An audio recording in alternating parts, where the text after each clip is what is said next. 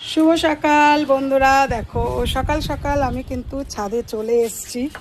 আমাদের ছাদে আজকে কাজ হয়েছে, কত সুন্দরভাবে ছাদটাকে গুছানো হয়েছে। দেখো অনেক দিন ধরেই ভাবছিলাম যে ছাদটাকে কিছু করা হোক, মানে সময়ের অভাবে হচ্ছিল না।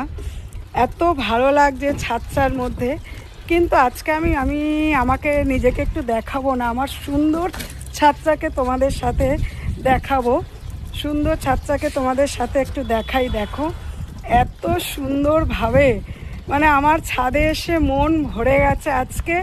কিন্তু ওই যে ভিডিও একটু কম করতে পারি, কারণ এখন বুঝতেই পারছো আমাদের পুজোর স্পেশাল চাপ চলছে এখন, ওই জন্যই।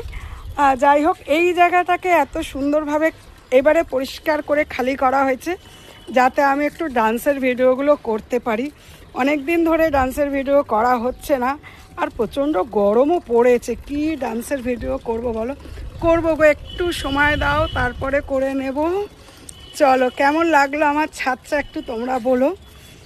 আজকে আমার মর্নিং খুব সকাল সকাল হয়ে গেছে, সমস্ত গাছের ফুল তোলা হয়ে গেছে।